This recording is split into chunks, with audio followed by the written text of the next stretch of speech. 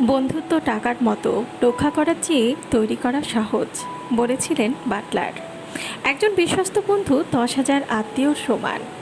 বন্ধু হচ্ছে সূর্যের মতো, জীবনে যতই অন্ধকার আসুক না কেন আলো নিয়ে হাজির হবে।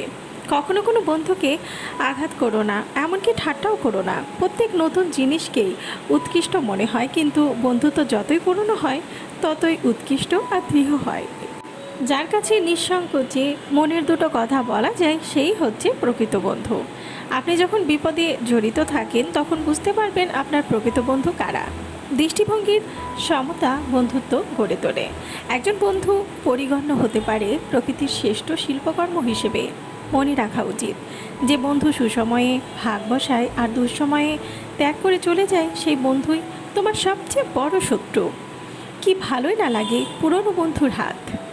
বন্ধুদের সংখ্যার উপর সত্যিকারের বন্ধুত্ব নির্ভর করে না, বরং এটা বন্ধুদের বিশ্বাস ও পছন্দের উপর নির্ভর করে। একজন সত্যিকারের বন্ধু তোমাকে সামনের দিকে এগিয়ে নিয়ে যাবে। সত্যিকারের বন্ধুত্বের চেয়ে মূল্যবান কোনো কিছু এই পৃথিবীতে নেই। যার আছে অনেক বন্ধু, তার কোনো বন্ধুই নেই। সত্যিকারের বন্ধুত্ব ভালো স্বাস্থ্যের মতো, যতক্ষণ না হারিয়ে যায় তার গুরুত্ব খুব কম উপলব্ধি করা যায়। একজন মানুষের বন্ধুত্ব তার সম্পত্তি পরিমাপের অন্যতম মাপকাঠি। ছোট্ট চেয়ে বন্ধুকে 1000 গুণ বেশি ভয় করো, কেননা বন্ধু যদি কখনো শত্রুতে পরিণত হয়, তবে শত্রুতা উদ্ধার করার 1000 পথ তার সামনে খোলা থাকে। ভালো বন্ধু মানেই ভালো মানুষ নয়, চড়ে চড়েও ভালো বন্ধু হয়। বন্ধুত্ব আর সম্মান ছাড়া সম্পর্ক টিকিয়ে রাখার মানেই হয় না।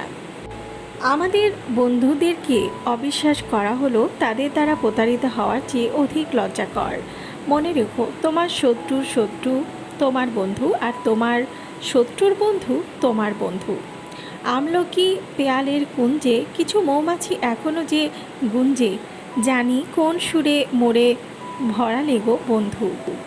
আমার শ্রেষ্ঠ বন্ধু সেই যে আমার কল্যাণ কামনা করে।